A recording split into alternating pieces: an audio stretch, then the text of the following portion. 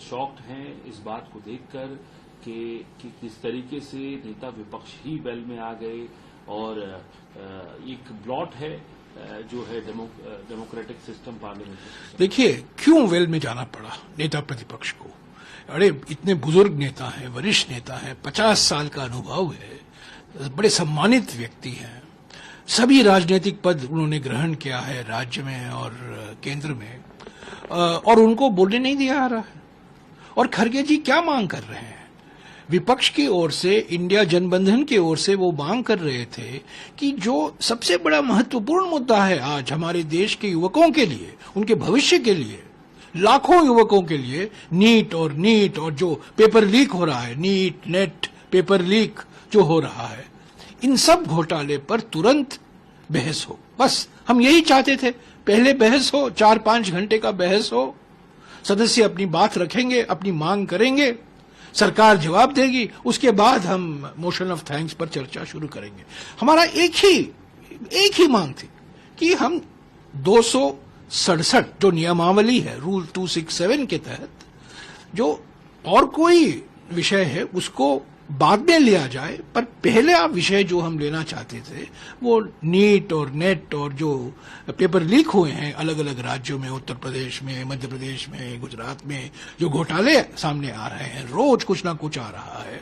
Airport leak तो है, पर ये तो पेपर लीक और भी इससे महत्वपूर्ण है, बड़ा खतरनाक है। एयरपोर्ट लीक भी है, पर पेपर लीक लाखों युवकों के भविष्य के लिए महत्व रखता है। तो इन्होंने यही मांग रही, उनको बोलने ही नहीं दिया, बार बार खड़े हुए, हाथ उठाया, उनका पूरा नजरअंदाज किया गया और अंत में मजबूर होकर खरगे जी को वेल में जाना पड़ा। अभी कहा जा रहा है पहले कभी नहीं एलओपी आए थे वेल में।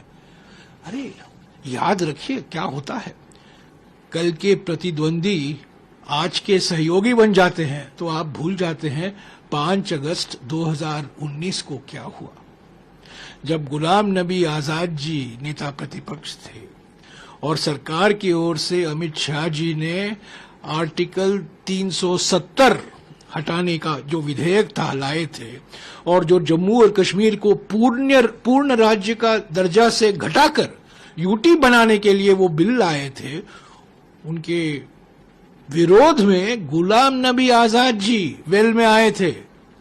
और जो स्टेप्स है ना, जो चेयरमैन बैठते हैं, पुराने राज्यसभा में जो 4 चेयरमैन बैठते हैं, वहां बैठ गए, वो वेल का एक हिस्सा है। और मुझे क्यों ऐसी इसकी जानकारी है?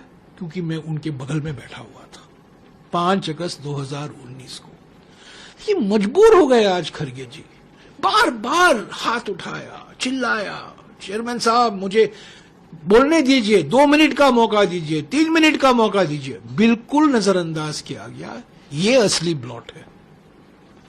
कलंक ये है कि नेता प्रतिपक्ष और खास तौर से कांग्रेस अध्यक्ष 50 साल का जो अनुभव है विधानसभा में, लोकसभा में, राज्यसभा में, कैबिनेट मंत्री रह चुके हैं, उनको बोलने नहीं दिया जा रहा है, उनकी सुनवाई नहीं हो रही है। और क्या मांग कर रहे हैं वो नीट पर बहस हो, 24 लाख युवकों का भविष्य का मामला है।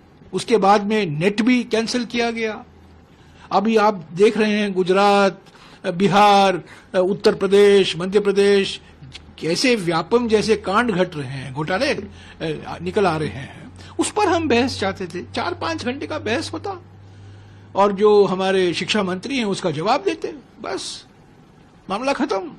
पर ये देखिए प्रधानमंत्री बड़े बड़े प्रवचन देते हैं, ये तो विशेष प्रधानमंत्री हैं हमारे, ये तो गैर जैविक प्रधानमंत्री हैं, स्वघोषित अवतारी प्रधानमंत्री हैं और बड़े बड़े प्रवचन, लंबे प्रवचन देते हैं। आम सहमति के साथ हमें चलना चाहिए, आम सहमति बनाकर हमें काम करना चाहिए।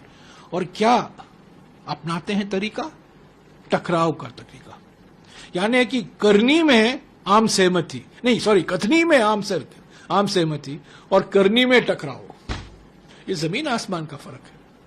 तो ये सब बोलने के लिए चीजें हैं, तो जरूर ये कलंक, क्योंकि असली बात ये है 2024 का जनादेश अब तक हमारे 1/3 प्रधानमंत्री पहचान नहीं पाए हैं। उनकी एक राजनीतिक हार हुई है, व्यक्तिगत हार हुई है, नैतिक हार हुई है, उससे वो भाग रहे हैं और वो टकराव की राजनीति अपना रहे हैं। कुछ नहीं बदला है, मैं वही आदमी हूं। आजकल तो आदमी नहीं है, वो गैर जैविक है, वो तो भगवान के अवतार है।